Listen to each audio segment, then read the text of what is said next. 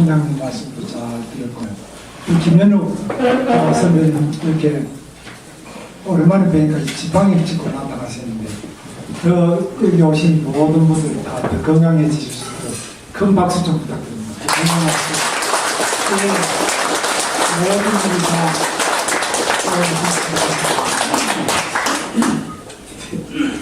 다 저도 천주교 신자입니다. 근데 우리 김현욱 선배는 천주교 신자신데 광고 날 때마다 그리고 기사 날 때마다 제가 야 정말 대한민국에 용감한 분이 한 분 계시는구나.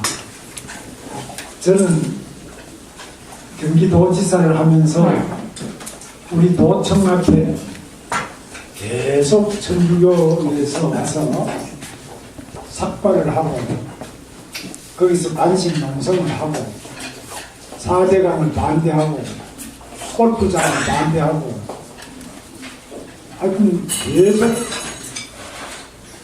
와서 하는데 제가 시에 보니까 신부님들 와서 정의구현 사주단 신부님들 여러 신부님들 오셔가지고 공성한 게 거의 뭐 한 달이 넘고 4대강에도 8당 댐 안에 동물머리 양평입니다.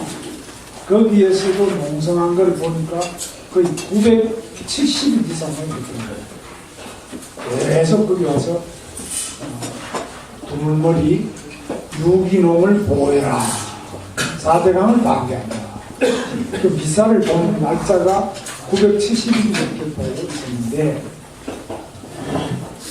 제가 사실 부교님도 찾아뵙고 거기 하는 분들도 뵙고 뭐 협상도 많이 하고 있는데 우리 김현욱 선배님이나 우리 천주교에 다른 말씀하시는 분들처럼 그렇게 말씀을 못했습니다.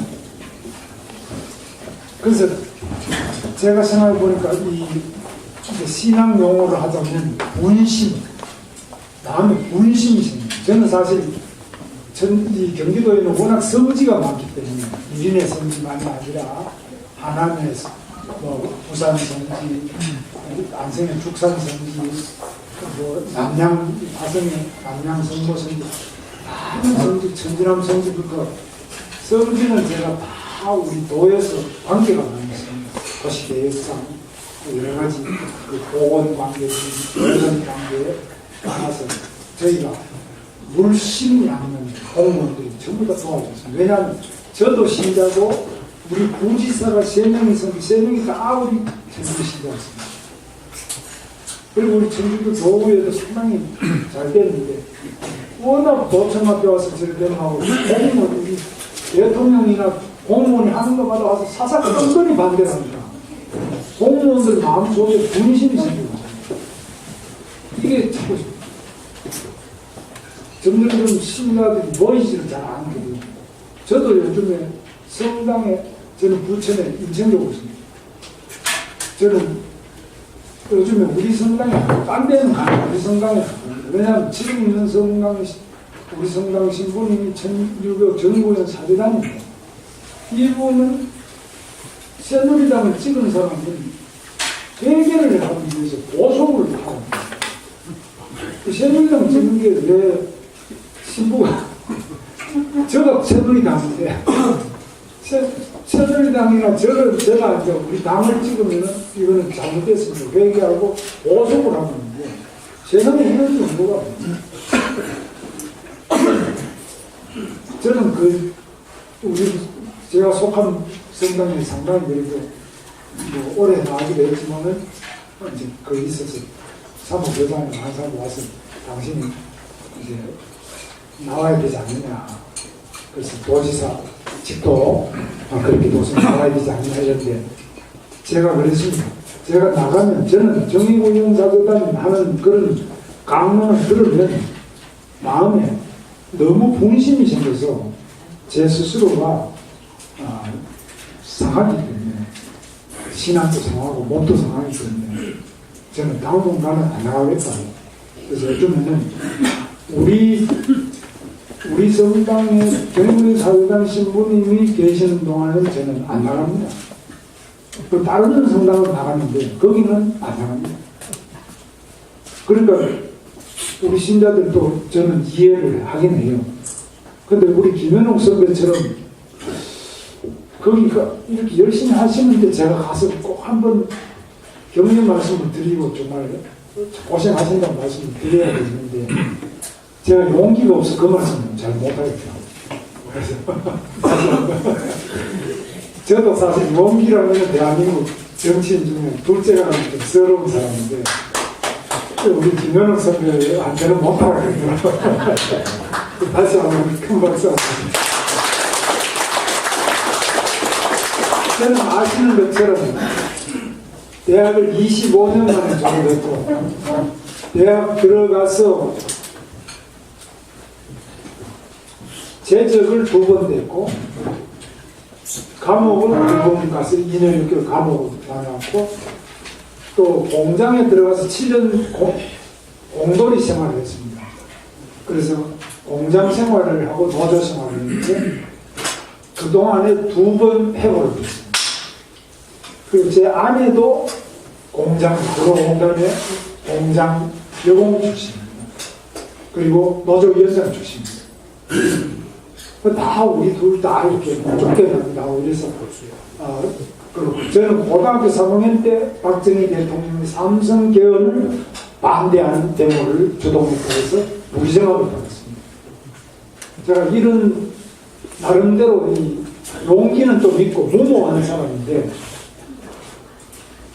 정말 여러 가지로 최근에 일어나고 있는 일 중에서 문제가 있는 것 중에서도 제가 용감하게 다 못하는 게 있는 것은 정치인이기 때문에 요즘 같으면 많은 제 참모들 중에서도 당신은 대통령이 될 뜻을 포기했느냐 아니면 뜻을 가지고 있느냐 당신은 아직도 운동권이냐 정치인이냐 저보고 질문을 합니다. 지난번 사실 박근혜 대통령하고 제가 새누리당 경선에서 경쟁을 했어요. 저는 표는 많이 얻지는 못했지만 그래도 2등은 했습니다. 그때 5명이 나와요. 어떤 사람은 나가지 말까 그리고 안 나온 사람은 정몽준, 이재호고 나머지는 나오는데 제가 그때 텔레비전 토론을 할 때 KBS 텔레비전에서 저보고 그 우리 모든 후보들한테 미리 예상 질문을 줬어요.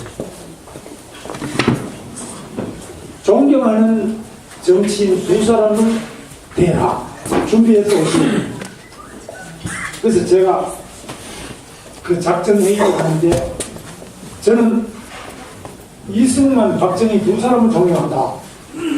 그러니까 우리 선거 참모들이 아이고 지사님 이제 포기하셨습니까? 이승만 보사님 포기하셨습니까? 왜 포기냐? 이승만 그러면 그 5%도 지지 못 받는 게 되겠습니까? 반은 지지를 받아야 되는데 박정희 대통령은 지지는 좀 받지만 반은 넘는데 그러나 당신은 정신 박정희 대통령한테 반대했던 사람인데 지금 이승만 박정희를 존경한다면 이 앞뒤도 안 맞지 않느냐? 그래서 제가 나는 나름대로 젊었을 때는 이승만 대통령을 반대를 했습니다. 4.19를 지지하고 3.15를 정말 부정선거를 혐오하고 이승만 대통령은 왜 나라를 반토막을 내놨느냐 이런 원망을 이승만 대통령한테 하고 박정희 대통령은 쿠데타와 유신을 했지 않느냐 그렇게 저는 경쟁을 하고 고속도로 마이카도 전부 반대했어요. 중앙공업도 반대했어요. 왜냐하면 그때 모든 대학 교수들은 지식인이 거의 다 반대했어요. 저도 그 중에 하나입니다. 야당은 물론 반대입니다. 근데 공부를 해보니까 이승만 대통령이 이 나라를 안 세웠다면 어떻게 됐겠냐. 저는 뭐 바로 지금 김정은 밑에서 또 김정은은 최근에 건성박수 쳤다고 자기 고문 장성택이 그냥 총을 다 쏴주게 됩니다. 근데 건성박수 정도가 아니라 저는 늘 대한민국의 주류 이승만, 박정희 이런 것도 반대를 하고 살았기 때문에 저는 북한식으로 그런 나라 정치 아래 살았다면 죽어도 몇 번을 죽어야 될지 셀 수 없을 만큼 몇 번 여러 번 죽었기 때문에 그래서 제가 정말 마음속으로 제 생명의 원인이고 이 나라를 세운 주인이시고 나라를 세운 그 주인 나라를 이렇게 사는 경험을 한 가장 중요한 주역이 이승만 대통령, 박정희 대통령. 이런 분을 존경 안 하고 어떻게 대한민국 정치하냐. 그러니까 우리 사람들이 아이고 그건 표가 떨어지니까 안 된다. 아무리 존경하더라도 속으로만 존경하고 토시는 다른 것도 모르고 뭘 하면 좋겠냐. 그러니까 링컨이 그러냐. 링컨 잘 모른다고. 링컨도 요즘에 근데 또 남부, 미국 남부에서는 싫어하는 사람 많더라고요. 여기 와 있는 사람 물어보면 싫어하는 사람 많아요. 그러면 케네디는 어떠냐, 철칙이 어떠냐, 깐디가 어떠냐, 나 잘 모른다고. 나 정기는 읽었지만 그 사람도 어떤 사람인지 나 자세히 알지 못해요. 그러나 내가 지금 아는 정치인 중에는 이승만 대통령보다 더 훌륭한 사람이 누구냐? 박정희 대통령이 훌륭하다고 해서 중국 공산당에서도 박정희 모델대로 좀 따라와요. 전 세계에서 새마을 대회만 하더라도 우리 국내 새마을 대회 하는 수원에서 우리 경기도청에 수원에서 하는데도 마침 장소가 수원에서 할 때가 제 도시사 할 때 있는데 그때도 60개 나라가 그래서 이 새마을 한국 대회에 세계 60개 이상 나라에서 보러 옵니다. 어떻게 이 나라가 이렇게 잘 살게 됐느냐.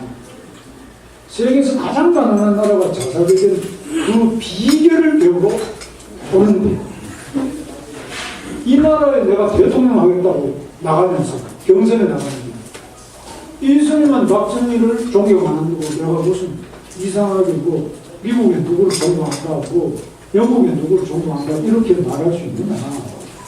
내 정신은 못하게 그래서 떨어져도 좋으니까 저는 이승만 박정희를 존경한다 이렇게 계를 시작했지만 떨어져요. 지금도 이걸 갖고 우리 저를 도와주는 참모들 속에서는 많은 우려를 하고 있습니다. 어쨌거나 저는 정치인 이전에 제 자신이 그 삶 자체가 진리 위에 서야 됩니다. 진실이야. 두 번째로 그 진리는 행동하고 책임지는 용기가 있어야만 정치인으로서 기본 조건이 갖춰진 것이다.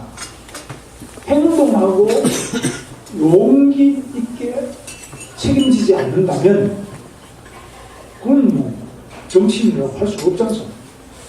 그래서 이런 면에서 제가 요즘 우리 대한민국을 생각해 보니까 지금 이 나라가 위기에 처했습니다. 다 아시는 것처럼. 이 위기가 어디서부터 오느냐? 저는 그 위기의 원인과 이 위기를 어떻게 돌파할 것이냐. 그 목표와 구체적인 전략을 실행하고 외치고 하는 것이 이 시대 정치인이 해야 될 일이다. 그것이 정치인의 본분이다. 이렇게 생각합니다. 제 판단에는 대한민국 지금 국가의 목표는 하나는 선진국으로 들어가는 것이고 선진국 진입, 하나는 남북 분단을 통일로 이끌어내는 선진 통일 강국 대한민국을 건설하는 것이 이 시대 우리 국가의 목표, 우리 정치인의 목표, 국민의 목표가 아니냐. 그렇게 해서 이건 뭐 대부분이 또 동의하고 있을 겁니다. 이거 반대하는 사람 없습니다. 우리가 선진국 되자는데 누가 반대하지? 남북 통일하자는데 누가 반대하지? 통일도 어떤 통일이냐? 바로 잘 사는 통일. 우리 대한민국과 같은 자유민주주의, 대한민국을 태극기 통일 다들 원하고 있습니다. 뭐 북한처럼 통일하라고 그러면 여기 하고 우리나라 사람 중에 한 사람도 북한식 통일은 찬성하는 사람이 없을 것이다. 얼마 전에 그 북한을 찬양하는 그 종북주의자들조차도 북한식으로 통일해서 거기 가서 살아라. 그런 식으로 살려면 다 도망가볼까. 그래서 그만큼 이 남북 통일의 방향이 어떻게 돼야 되겠냐면 이 국민적으로 합의가 될 수 있고 결판이 났습니다. 그런데 아직까지도 우리 내부에는 아까 말씀대로 통진당이 국회의원을 5명이나 건드립니다. 국고보를 1년에 30억 이상 받으면서 공공연하게 활동하고 있고 통진당은 빙산의 일각입니다. 그 밑에 몇십 대 많은 지하 세력들이 혁명을 위하여 적화 혁명 통일을 위하여 압력하고 있는 세력들이 부지 기술, 그 통진당이 늘어난 거라고 비교할 수 없을 만큼 많이 존재하고 있는 다른 것이죠. 누구도 모르는 사람이죠. 그만큼 우리 사회가 자유롭고 얼마든지 북한의 대남 적화 공작 전략 전술이 먹혀들 수 있는 열린 사회입니다. 그 열린 사회를 방어하기 위해서 이번에 헌법재판관이 용기 있게 방망이를 때리는데 저는 재판관들이 또 그렇게 센 줄 몰랐어요. 딱 한 번 방망이를 때리니까 국회의원도 5명 날아가고 당이 하나가 다 사법수습니다. 그만큼 강력하고 올바른 판단을 내릴 수 있는 것이 또 헌법재판소구나 이것을 실감을 했습니다. 자, 그러면 우리 대한민국이 이렇게 선진국으로 가는데 지금은 그 기운이 모든 지표를 보면은 기운이 지금 올라가다가 지금 내리막길로 계속 내려가고 있습니다. 기가 새하고 있죠. 작년에 발표된 세계 경제 포럼에서 발표된 경쟁력도 26위입니다. 이게 재작년 25위 하다가 26위로 떨어졌습니다. 즉 계속 이 수요가 떨어지고 경쟁력이 떨어지고 성장력이 떨어지고 있습니다. 그건 뭐 누구나 다 알고 있습니다. 그래서 이 부분에 대해서 제가 좀 정리를 해봤습니다.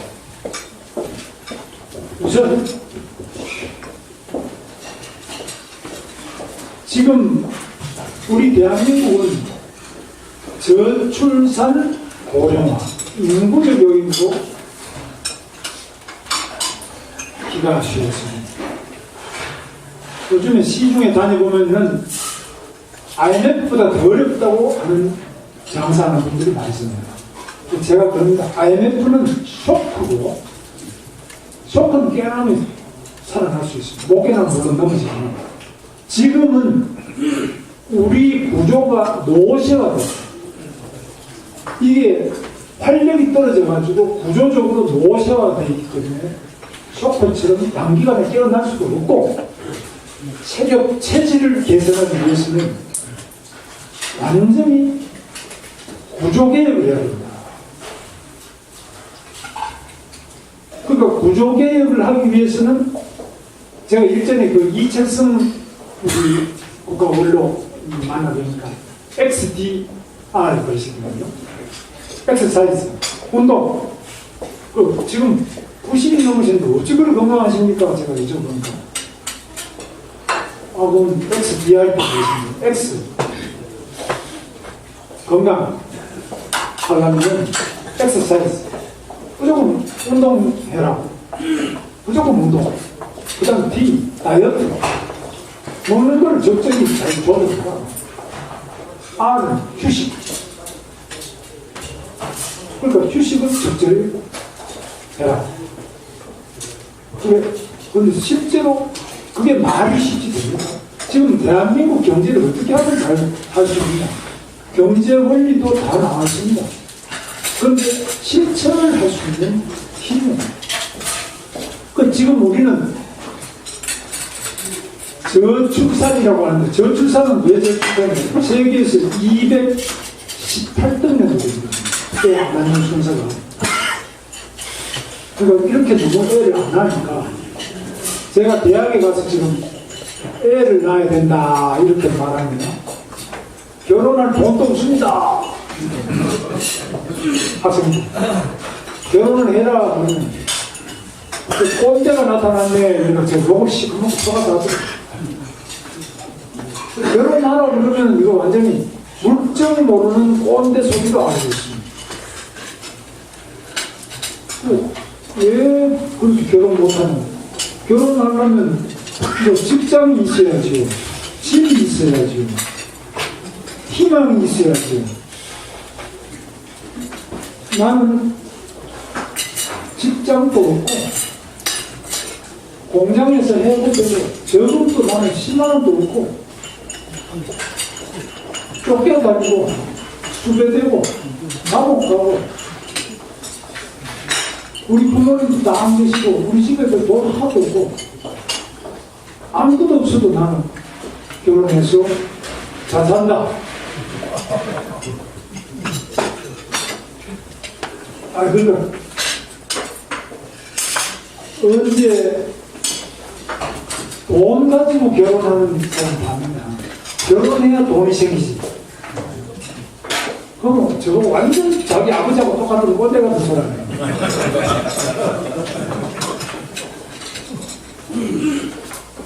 그런데 당신 아버지가 맞는 말씀이에요.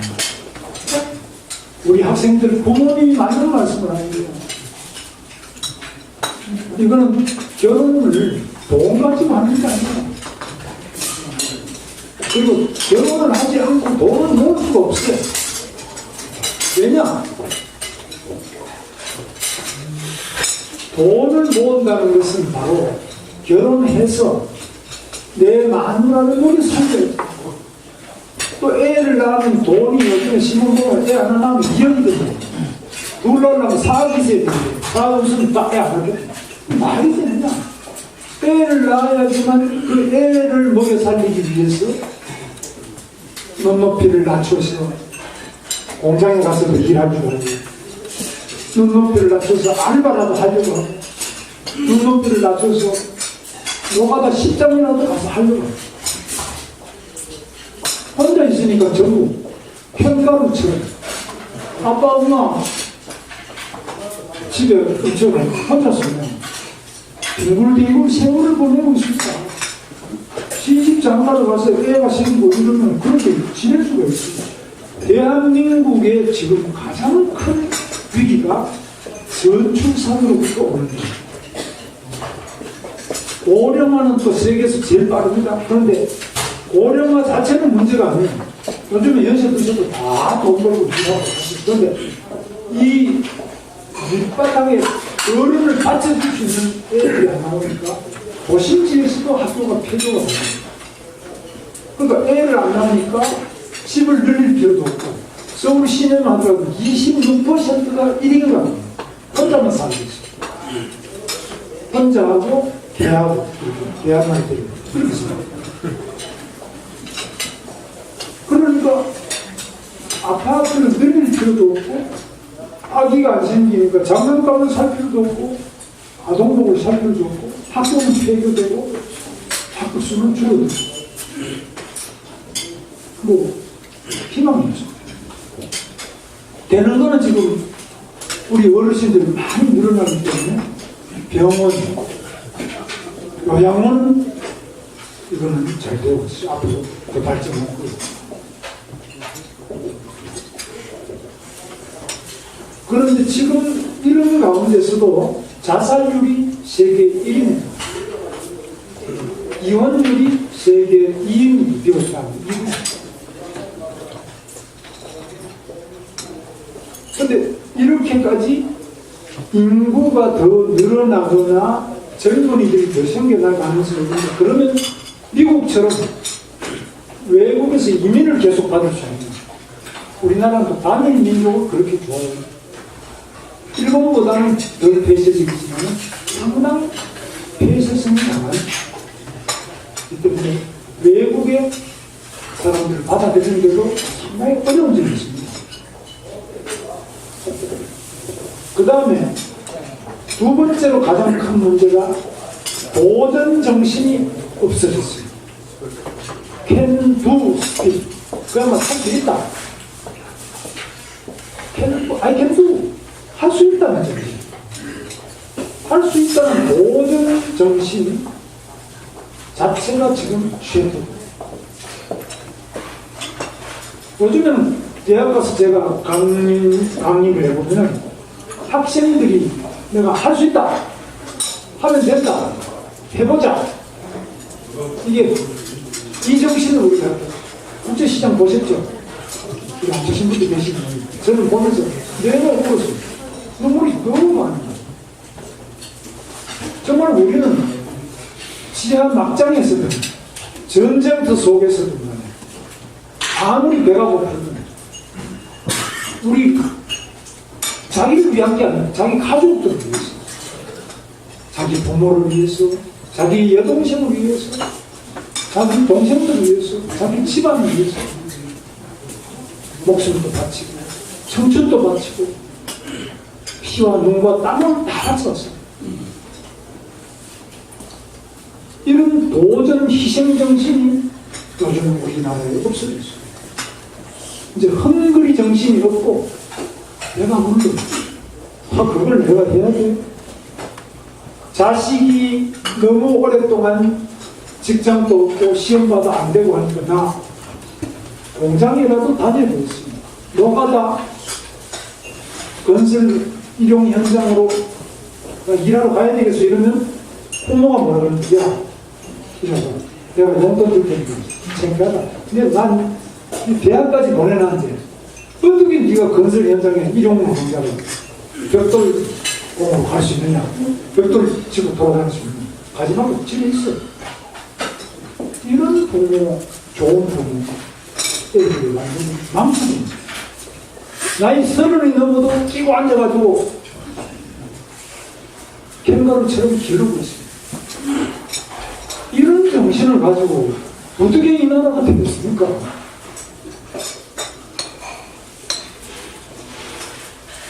제 아내도 우리 딸이 이제 결혼해가지고 애를 둘 낳았는데 매일 애가 아직 어리니까 이제 100일 되고 이런 애 매일 출근해서 가서 도와준다. 적당하게 좀 가.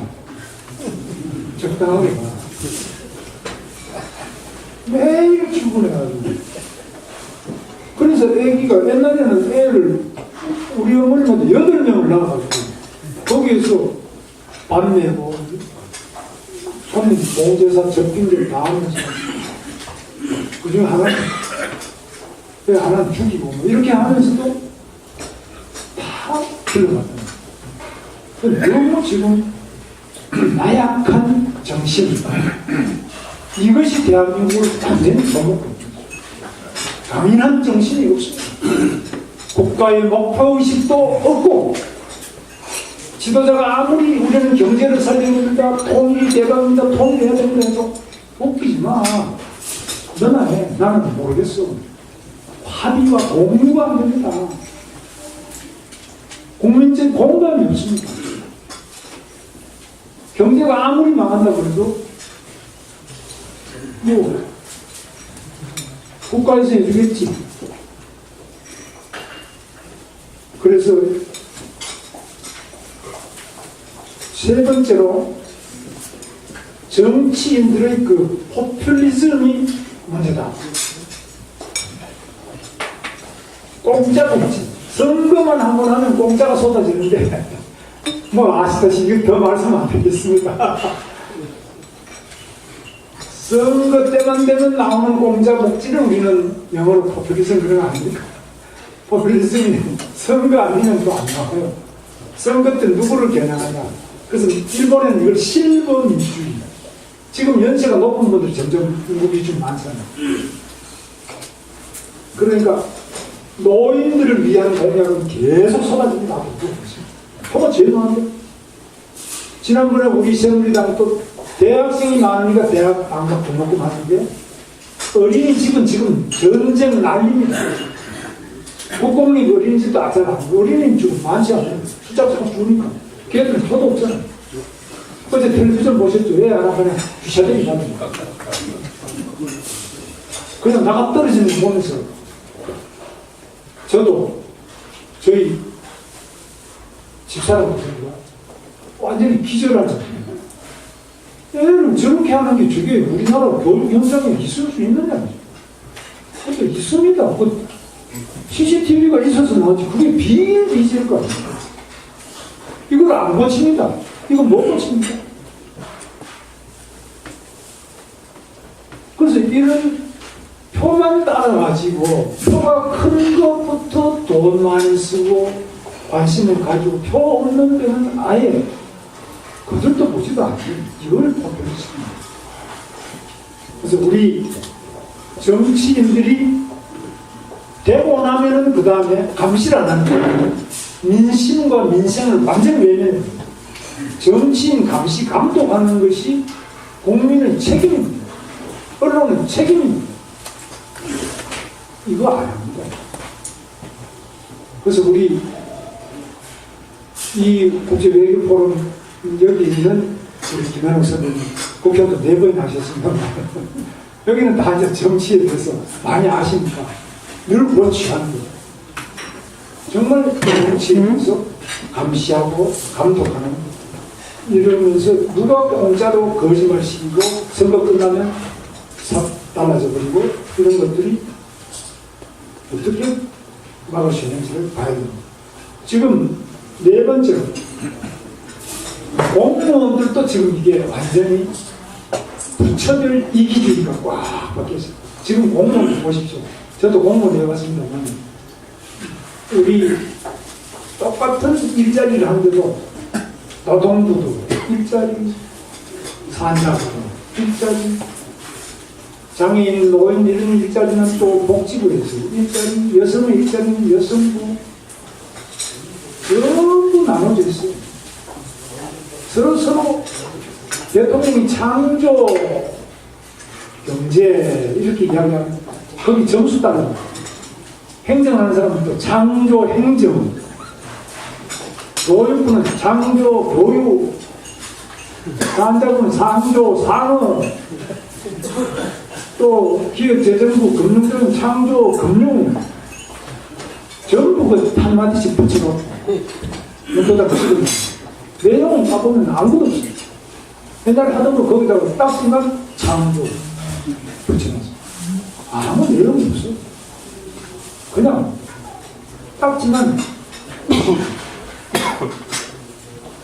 그래서 이렇게 공무원들이 국가를 생각하고 국민을 생각하는 근본적인 국가의 장래와 국가 전체의 국익과 국민들 전체의 민생과 국민 민복을 생각하는 것은 없어져 버리고 자기 부처에서 어떻게 예산을 따오나 우리 부처의 일자리 어떻게 더 유지하고 늘리느냐 부처를 어떻게 확대하느냐 이런 부처 이기주의 빠져 있습니다. 그래서 제가 공무원 보고 그랬습니다. 영혼이 없는 공무원. 당신들은 실력은 좋아. 시험 다 잘 봐요. 대신에 영혼이 없다. 공무원, 우리 경기도는 공무원 노조가 2개나 돼요. 그래서 저한테 공무원 노조에서 항의를 많이 해요. 지사가 그런 소리를 막 하면 되느냐? 뭐 때문에 영혼이 없다고 그러냐? 첫째, 당신들이 나라를 사랑하느냐? 사랑한다는 거죠. 나라를 사랑하는 대한민국을 누가 세웠어? 물어보면 뭐 장군, 그 대한민국에 대한 당신들이 사랑이 없어. 당군 시대 때는 고조선 세울지 몰라도 대한민국 아니야. 대한민국 평범 시기를 망하고 지금 그럼 북한이 지금 조선민주주의 인민공화국이 되면 대한민국은 1948년 8월 15일이죠. 이것도 모르는 공무원이나 그냥 공부를 한 적이 없어요. 그 시험 본 적도 없어요. 가르친 적도 없어요. 대한민국에 대해서 아는 거는 이거는 친일파, 친일파에 의해서 세워진 분단국가, 이게 임시, 그죠? 임시 가설 국가는 통일이 되면 새로운 국가를 제대로 세우겠지. 지금은 임시 가설 국가를 지나냐. 그것도 잘못된, 외세에 의한 잘못된 가설 국가 정도 이렇게 배운 거예요. 거기서 어떻게 태국신이 나오겠노? 이 나라 태국신은 영원하라. 대한민국은 영원하라. 대한민국의 주권은 신성한 것이다. 이 대한민국의 국가의 존엄성은 그 무엇으로도 바꿀 수 없는 영원하고 신성한 것이다. 이 대한민국의 존엄성을 위해서 최후의 일인까지, 최후의 일각까지, 그야말로 모든 걸 주권을 지켜야 돼. 이렇게 돼야 돼. 이거는 대한민국 자체를 임시 가설 건물 정도로 생각하고 있는 그 공무원 대부분, 그래서 제가 대한민국 국사책을 새로 썼어요. 그래가지고 우리 서울대학교 이영훈 교수한테 새로 쓰다고 지금 그걸 써가 지금 기파랑에서 나와서 대한민국 역사 제일 잘 알려고 가장 훌륭한 교수를 저는 생각합니다. 제가 주문을 했어요. 이 책을 읽으면 애국심이 그냥 자동으로 솟아오르는 그런 책을 썼어요. 근데 잘 썼어요. 지금 시중에 팔고 있습니다. 그래, 교육을 시키니까 의회에서부터 계속 반대해요. 왜 이따위 교육을 시키느냐. 이거는 이승만을 찬양하는 거 아니냐. 박정희를 찬양하는 거 아니냐. 물어보면 자기 나라 대통령 다 욕하고 자기 나라 역사 다 욕하고 거기서 어떻게 공무원 애국심을 가질 수 있냐. 나는 국사 공부라는 게 공부를 하면 할수록 나라를 더 뜨겁게 사랑하는 국사 공부를 가르쳐야지. 공부를 하면 할수록 자기 나라를 점점 저주하고 비하하는 그런 공무원 국사도 가르쳐가 되겠나. 그런데 하여튼 그런 애로사항이 지금 국가 전체적으로 이렇게 있습니다. 그래서 공무원들이 정말 헌법 제대로 읽어보는 공무원이 있느냐. 저는 헌법을 우리 경기도청에 빨간실이 있어요. 거기서 돈 하나도 안 들이고 종이값만 해가지고 인쇄를 다 보내요. 무제한으로 찍어가지고 공무원 다 읽어봐요. 또 하는 사람은 다 공짜로 다 나가거든요. 그것도 잘 안 보더라고요. 헌법 안 읽어보고 국민 여론조사를 보면 무조건 개헌 찬성, 무조건 찬성. 왜 개헌을 하자고 그러냐? 물어보면 오래됐으니까. 오래되면 좋은 것이지. 오래되면 무조건 고쳐야 돼. 나라도 그러면 오래되면 고쳐야 돼. 우리 정당이 그렇습니다. 지금 정당 보면은 우리는 제가 입당한 지 22년 됐는데 처음에 민주자유당으로 입당했어요. 민주자유당, 신한국당, 신한국당, 한나라당, 새누리당 4번 바뀌었어요. 야당은 보니까 13번 바뀌었어요. 선거 때마다 간판을 바꿔요. 그러니까 너무 이름을 자주 바꾸니까 국민이 믿질 않아. 저 다음 선거도 또 바뀔 거니까 아예 믿질 않습니다. 그래서 오랫동안 함께 가는 이러한 동토록 가는 나라, 정당, 믿을 수 있는 정치 이런 걸 해야 되는데 지금 그 점에서 많은 문제가 발생됐습니다. 최근에 땅콩 외양 이런 거 보셨겠습니다만 재벌 2세, 3세 내려가면서 기업가 정신이 죽었습니다. 이거는 갑질은 하지만은 도전하고 모험하고 바로 정주영, 이병철 등 초창기에 우리 대한민국 기업을 일으키던 그런 창업주의 기업가 정신이 쇠퇴했습니다. 누리고 안주하고 유산 받은 것 가지고 남을 사정없이 부릴 줄은 알지만 그러나 정말 어려운 세계 시장 속에 아프리카까지 가서 거기에서 정말 자기가 어떤 물건을 팔아서 우리 직원들, 우리 공무원들 먹여 살릴까 이런 창업 정신이 없어졌습니다. 이 기업가 정신이 쇠퇴했는데 이것이야말로 대한민국의 최대입니다. 그저 중소기업 한다고 그러면서 돈 빼먹을 궁리만 하는 사람이 얼마나 많습니까? 각종 지원제도, 지금 우리나라는 빼먹는 거에 전부 다 선수들입니다. 한마디 선수들.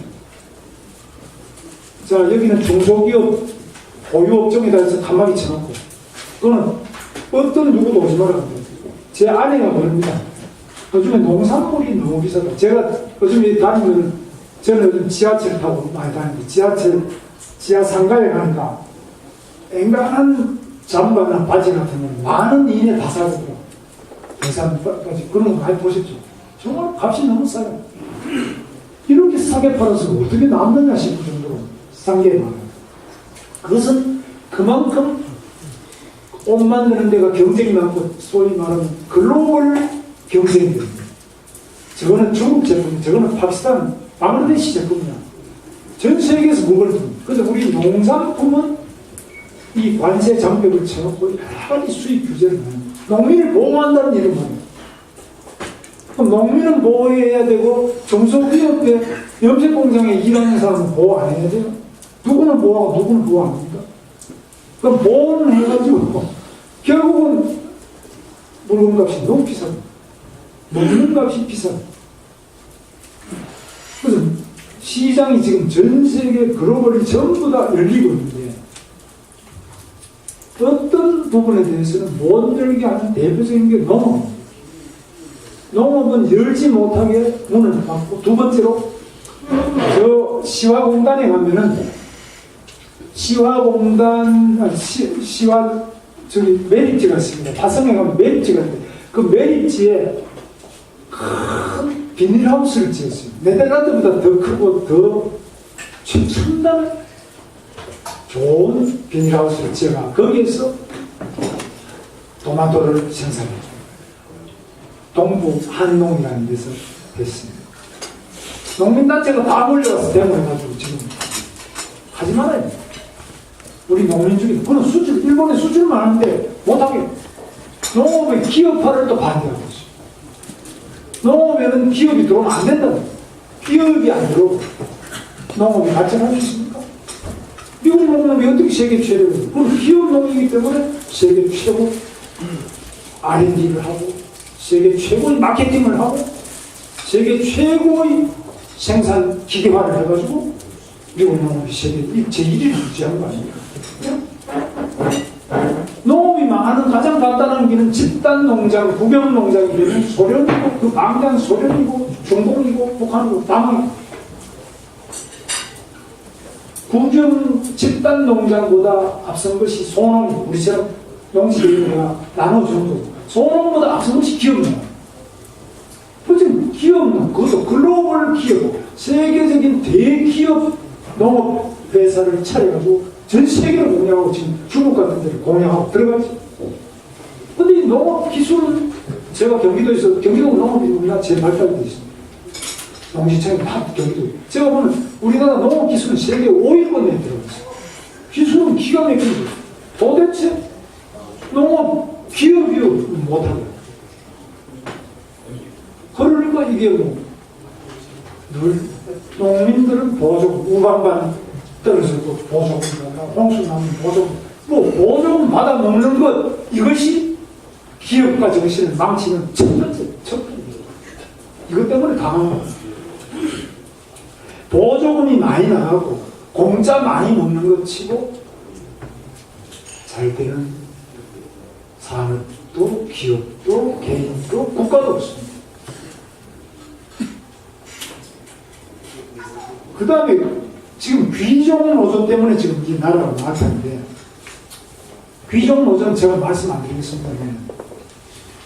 우리나라에 노조 조직률이 10%가 안 됩니다. 전부 대기업에만 있습니다. 여기 이 조그마한 이런데 알바하는 사람들은 노조가 없습니다.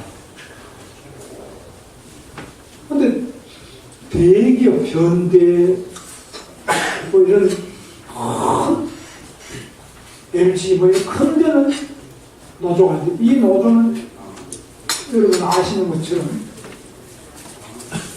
우리나라의 지금 현대자동차 연봉이 거의 억대에 육박하고 있습니다. 생산성은 미국의 거의 반밖에 안 돼요. 제가 기아 자동차 조지아주 웨스트포인트 공장을 방문했습니다. 거기 10,000명이 일을 하고 있었습니다. 그 공장에 들어가니까 아무도 없더라고요. 사람이 하나도 안 보여요. 어디 갔느냐고 다 일하고 있어요. 근데 들어가 보니 공장 안에 라인에 들어가 보니까 전부 다 일을 하고 있는데 복도에 왔다 갔다 하는 사람이 아무도 없습니다. 왜 저렇게 서서히 인사를 해도 그 기계 앞에 서서 하이 요 정도 하지 절대 어디 돌아다니는 사람 하죠. 그러니까 공장장 제공하는 소리가 미국의 여기 우리 공장에서는 세 번만 자리를 이탈하면 자동으로 레이업 잘라 집에 간다. 그 자리를 세 번만 이탈하면 일하다가 뭐 핸드폰 세 번 다 집에 간다. 우리는 어떻습니까? 우리 울산 공장이 저는 자동차 공장 여기 뭐 남양이고 많이 다녀보는데 우리나라 울산 자동차 공장, 현대 자동차 공장만 가더라도 거기는 명동시장만큼 막 공장 안이 막 분주해요. 늘 왔다 갔다 해요. 노조 3등자가 수백 명이 일 안 하고 노동자고 간다고 또 노동자고 가만 방에 앉아서 하는 게 아니고 공장을 돌아다니는 사람들, 일하는 사람들 수십. 그러니까 이게 지원자는 일 안 하고 되는데 나머지들 수십만 말을 걸고 이러니까 이게 안 되는 거예요. 자동교육을 잡을 수가 없습니다. 이렇게 근로윤리가 확립이 안 되어 있는 나라가 있어요. 그러니까 생산성이 미국이 반밖에 안 돼요. 거기는 미국에는 이제 제가 조지아주 웨스트포인트 기아자동차 공장에는 노조도 없어요. 그리고 거기에는 3교대장 야간 근무를 하는데 우리나라는 야간 근무도 없어요. 밤에 일하면 바쁘다고 했습니다. 우리는 밤에 일도 안 해요. 거기 미국에는 밤에 야간 근무를 3교대, 8시간 3교대를 하고 있어요. 우리는 주간 2교대면 밤에는 일 안 해요. 그러니까 여기다가 누가 설비를 깔고 있어요. 중국 북경을 가봐도 북경에 지금 4, 5공장 가서 현대자동차 짓는데 북경에도 가보면은 야간 작업 다 해요. 그리고 뭐 우리는 지금 하고 있는 것이 정말 여기서는 공장 안 짓게 되어 있습니다. 저도 경기도에 좀 자동차 공장 더 지으라고 현대 기아고나들한테 찾아가서 안 하는 이야기 많이 해요. 여기서는 안 합니다. 그 다음에 어제 또 이제 쌍용자동차라고 있습니다. 쌍용자동차의 마인드라라는 인도 농기계 회사가 제가 인수했어요.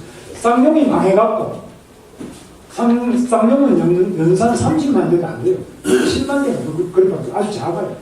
그런데 실제로 자동차 전문가들은 저런 작은 공장은 특별한 차, 특장차나 이런 거 만드는 건 일반 승용차나 이거 가지고 안 된다는 저 규모가 경제성이 없다는 그리고 오래돼서 설비를 교체를 못하고 오래돼서 제가 쌍용이 많이 가지고 근데 인수를 해야 되는데 딴 데 인수를 하라고 제가 현대도 말하고 여러 군데 대우도 말하고 GM을 많이 찾아가는 이야기인데 안 하려고 하더라고요. 근데 이 마침 중국 상하이 자동차가 저걸 인수를 했다가 하도 데모를 하고 저렇게 난리를 치니까 상하이 자동차가 손대고 나갔고 있어요.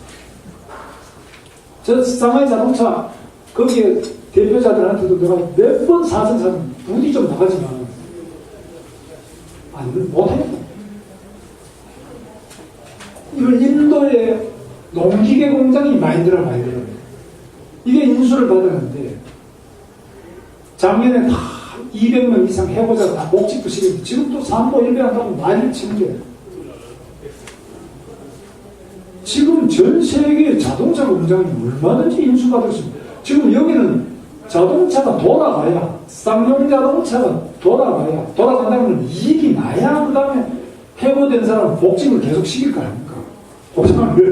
그런데 이익도 안 하는데 계속 와서 데모하고 그냥 공장에서 데모하는 게 아니라 광화문에서 그 땅바닥에 엎드려가지고 흰 상복을 입고 그것을 계속 저렇게 하면 공장이 그게 그 물건 사겠습니까? 저도 안 사죠.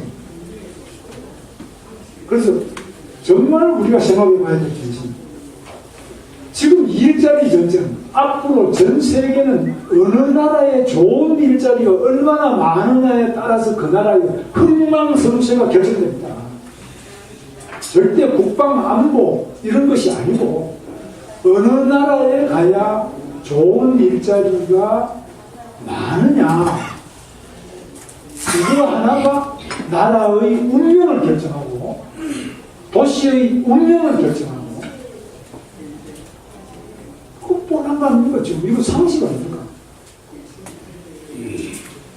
그러니까 지금 우리나라에도 세계 50개국에서 몰려와 있는데 한국에 가야 일자리가 있다고.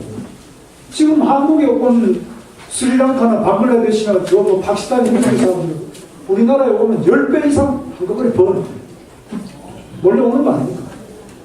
우리는 사람들이라고 안 가지만 그 사람들이 볼 때는 너무너무 좋은 일자리라는 거 아닙니까? 옛날에 우리가 서독에 그 국제시장에 나오는 서독에 지하 막장 탄광에 들어갔는데 그 탄광이 우리한테는 너무 좋은 직장이라는 거 아닙니까?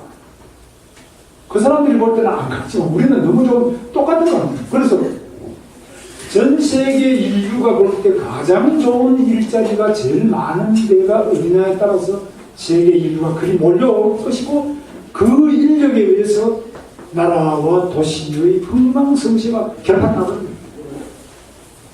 그런데 우리나라는 지금 이 강성 귀족 노조, 말도 안 되는 허황한 소리를 하고 있는 이런 강성 귀족 노조가 거기에 맞장구를 치는 잘못된 지식입니다.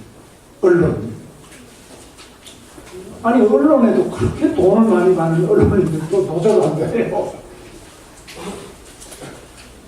저는 정말 노조를 해야 될 사람은 여기 건설 일용 노동자든지 이런 데 알바하는 분이라든지 여성들 시간제 일하는 이런 것들에 그야말로 복지가 필요하고 노조가 필요한 거 아닙니까?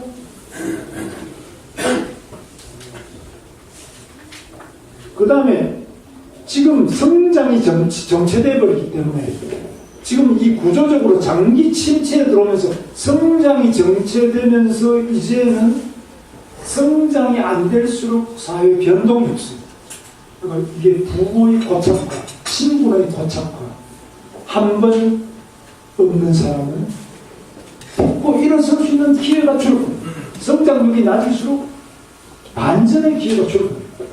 그러니까 답답하면 과거에 연 8% 이상, 10%씩 성장할 때는 벼락 부자가 생길 수도 있지. 조금만 노력하면 공장에 일해서도 잘하면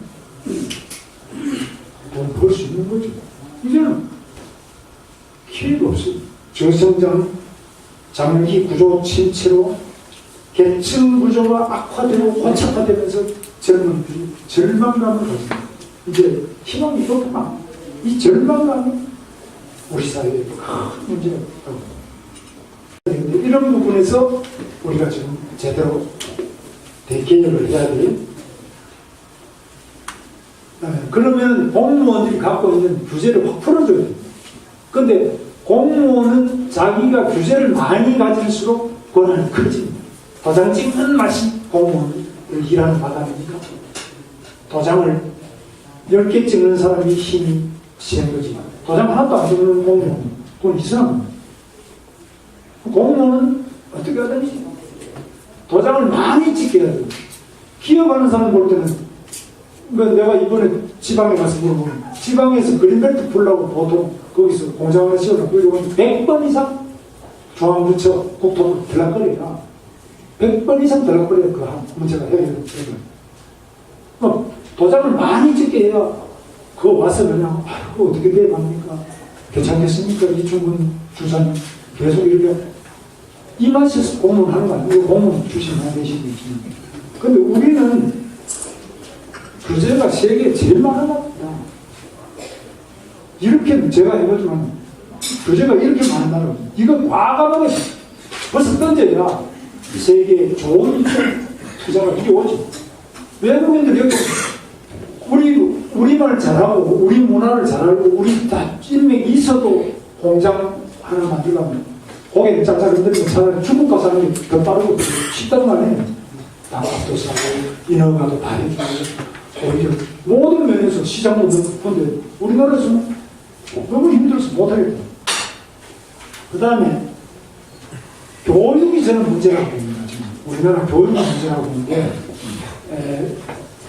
세계 경제 포럼에서 분석해 놓은 우리나라 교육이 한 20이 조금 넘는 걸로 되어 있는데 제가 볼 때는 우리나라 교육이 보통 문제가 아니에요. 제가 가지고 있는 첫 번째는 대학에 대해서는 정부가 손 떼야 된다. 공립대학 이런 거 빼고 국가에서 시험을 국가가 관리하고 그 외에 민간 사립대학에 대해서 사사건건 잔소리하고 도장 찍고 싹 손 떼야 된다. 지원금도 주지 말고 그리고 간섭도 하지 말고 등록금을 얼마 받든지 시험을 어떻게 치든지 뭘 가르치든지 완전 자유권을 줘야 되는 거죠. 그런데 대학이 바로 교육부 공무원들의 이 바디입니다. 그러니까 교육부 많이 보도가 됐지만 교육부의 산하기관이 대학을 이렇게 됐습니다. 교육부 가서 표를 산하기관이 있고 거기다가 연세대학교, 고려대학교 다 교육부의 산하기관이 이 말이 되는 겁니까? 저거는 대학의 교수 이상, 총장을 빼고 대학의 교수 이상 되는 사람이 저보다 무시하는 사람 하나도 없습니다. 저는 학사도 25년 만에 겨우 했어요. 근데 대학의 교수 중에 뭐 박사 아닌 사람은 별로 없지 않습니다. 공부도 또 제일 잘하는 사람은 그거 다 앉아있어요. 근데 뭐 때문에 간섭하냐고, 공무원이. 이유가 뭐냐? 그러니까 이거 안 되는 거예요. 절대 대학 교육 하나만 확실히 떼야 된다. 이건 절대로 공무원들이 대학 교육에 간섭합니다. 대학의 입시, 정원, 등록금, 가르치는 거, 범죄가 아니라 완전히 손대야 되는 거죠. 그러면 대학에 주는 돈이 상당히 많이 있습니다. 그 중에 공립대학이 국가에서 지원하는 데서 공립대학도 너무 많아요. 제가 볼 때는. 근데 그 돈을 사립대학에 지원하는 이런 돈을 좀 모아가지고 그 돈 가지고 유치원, 아까 그 원장이 애 귀를 귀사대기 때려가지고 때가 넘어지고 하는 어제 텔레비 방송 보도됐던 그런데 CCTV 되돌아내요. 그리고 사립 유치원 대신에 국공립 유치원도 더 늘려요. 그건 저도 이거 늘려보려니까 사립 어린이집 연합회 이런 데서 몰려와서 너무 대문을 하는 거예요. 견딜 수가 없어요. 경기도가 되게 만개가 만개 넘는 사람이 몰려와서 도청에 몰려와서 며칠 3일 이상씩 대문을 하면 견딜 수가 없어요. 삭제를 넣어요. 그래서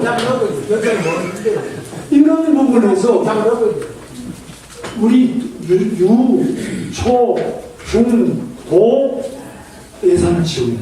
근데 지금은 중고등학교 애들이 학원에 가서 공부하고 학교 오면 잔다고 하죠. 이걸 바꿔요. 학원에 안 가고 학교에서 공부를 끝낼 수 있도록 해줘야 됩니다. 근데 특히 맞벌이 하는 엄마가 있는 집에는 밤늦게까지도 그 아기를 학교에서 봐주도록 그 선생님은 원래 선생님 가시고 그 다음에 또 보조교사를 채용하려고 요즘에 임용 대기자들이 너무 많습니다. 그래서 하면 됩니다. 근데 그래서 대학에 대해서 너무 많은 반값 등록금 한다 지원하고 뭐 보조금 하고 이러니까 대학 진학률이 지금 또 70%가 넘습니다. 많이 올라갈 때 83%가 넘습니다. 미국 대학 진학률이 50%가 안 됩니다. 미국, 일본, 독일, 스웨덴, 노르웨이 다 50%가 안 됩니다. 세계에 이렇게 대학을 많이 졸업하는 사람들한테 그 대학생들이 만족할 만한 일자리를 줄 수 있는 나라가 어디 있으며 그런 정부가 어디 있을 수 있겠습니까? 누구도 만족시킬 수 없는 어마어마한 대학 졸업생을 만들어 놓고 일자리 만든다는 거 다 거짓말입니다. 할 수 없습니다. 없는 건 없다고 해요. 그래서 왜 그러면 이렇게 대학을 가려고 하냐?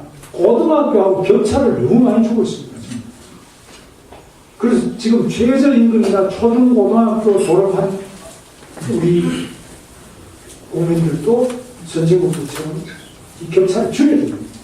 그래서 슈퍼마켓에 다녀가지고도 기초생활은 될 수 있도록 도와줘야 됩니다.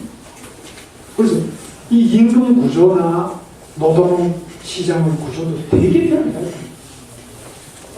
무조건 대학 가기 위해서 안 됩니다.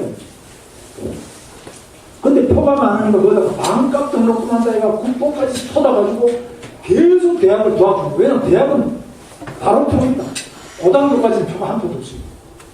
표 없는 데는 완전히 다 팽개쳐놓고, 표 있는 데는 그냥 계속 갖다 돈을 쏟아붓습니다. 나라 망하는 거예요.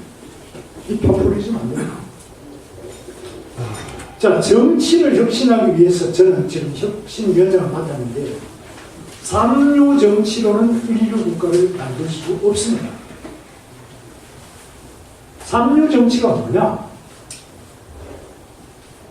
마치 선축직이 벼슬인 것처럼 갑질하는 특권까지. 그래서 특권을 싹 내려놔요.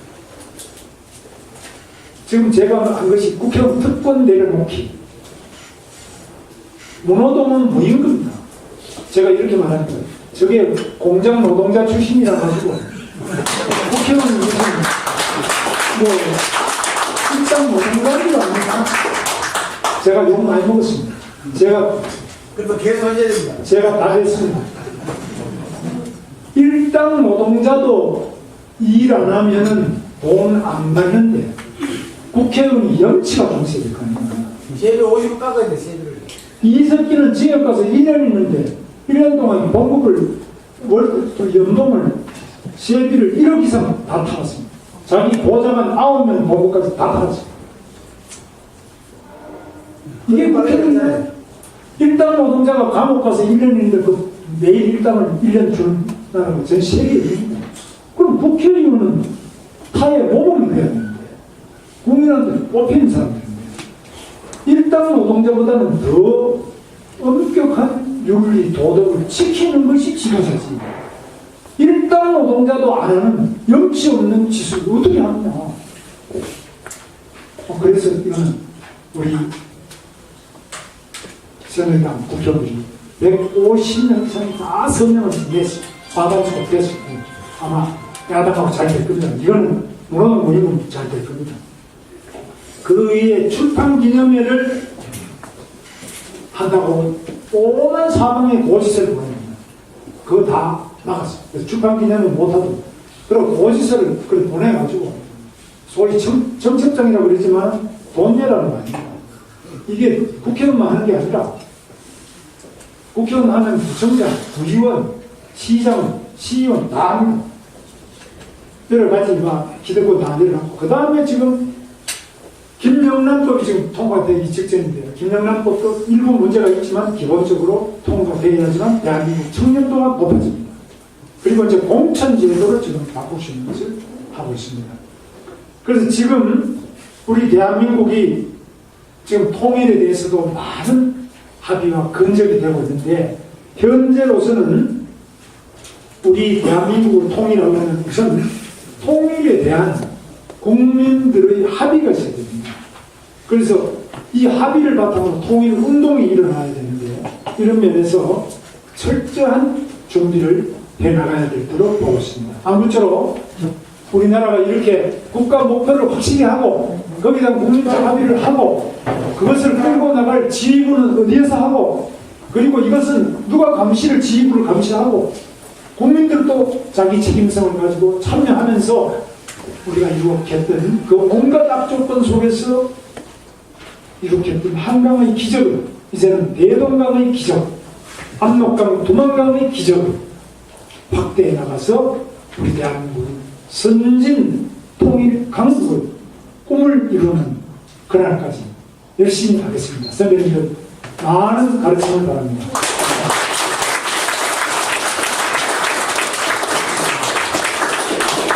우리 김범준 지사님의 패기와 열정과 이상에 넘치는 감동적인 강의를 잘 들었습니다. 우리 모두 2015년을 맞아서 새로운 희망을 갖게 만들어준 우리 김호수 지사님께 다시 한번 뜨거운 감사의 박수 보내드립니다.